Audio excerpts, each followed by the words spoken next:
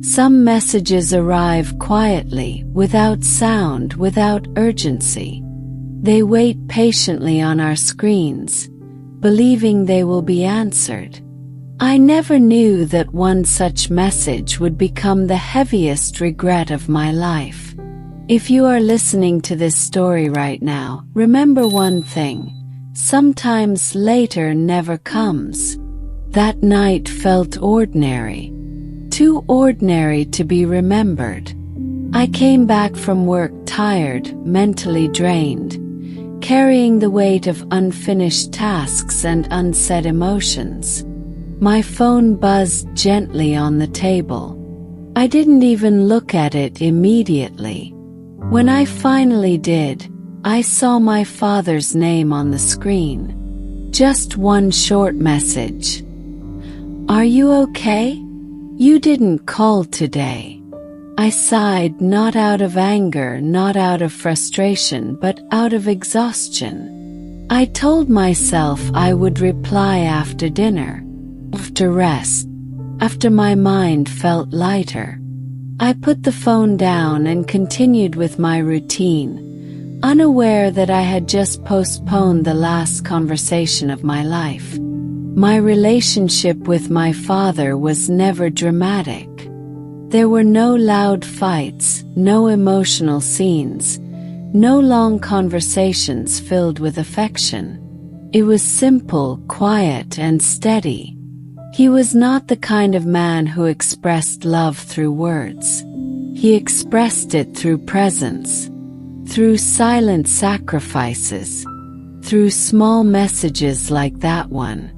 Messages I often ignored because I believed time was unlimited, because I believed he would always be there tomorrow. That night sleep came late. My mind wandered through unnecessary thoughts. The phone lay beside me, screen dark, message unread in my heart though read by my eyes. I thought of replying in the morning. Morning felt safe. Morning felt guaranteed. I closed my eyes without knowing I was closing a door forever. The phone rang early the next day. Not the gentle vibration of a message. Sharp, continuous ring. I saw my uncle's name. My heart skipped, not because I feared something, but because calls that early never bring good news.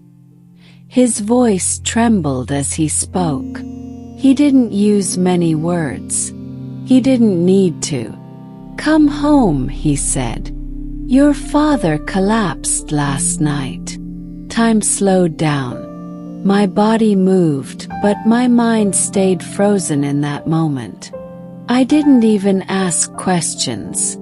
I already knew the answers I was about to receive. The journey home felt endless.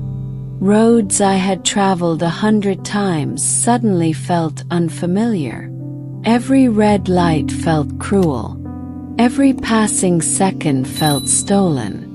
My phone rested in my hand the entire way, screen locked, holding a message that had now transformed into a silent accusation.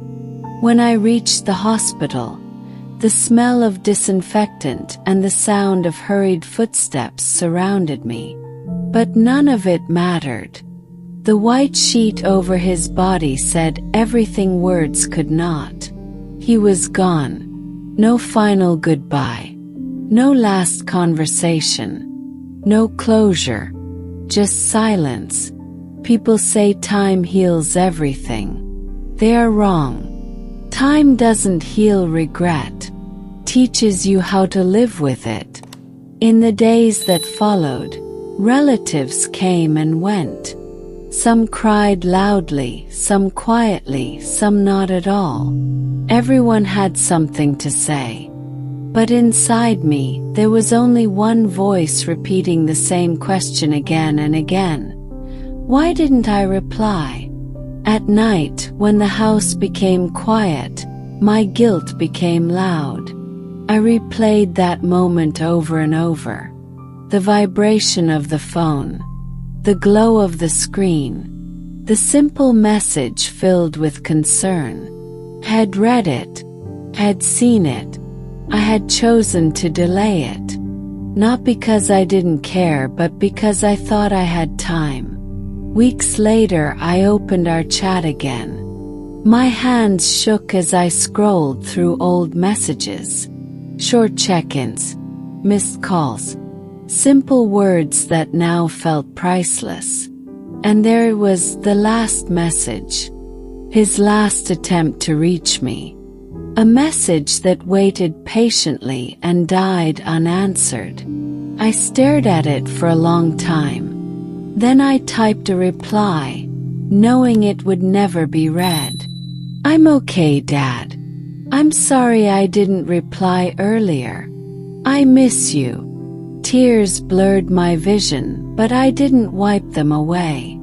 I deserved to feel every drop. We often believe love will wait, that people will understand our busyness, that relationships can survive neglect because they are strong. But love is not guaranteed. Time is not promised. The people we assume will always be there are often the ones we lose without warning. And when they're gone, all that remains are words we didn't say and messages we didn't send.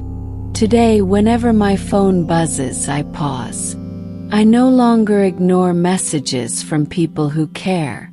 I no longer delay affection, because I know now that some messages are not just words. They are lifelines. They are silent requests for connection. They are moments that may never return. If you are listening to this story and someone comes to your mind, a parent, a friend, a loved one, don't wait. Reply. Call them. Speak while you can. Because one day you might open your phone and realize you are replying to silence. And silence never answers back.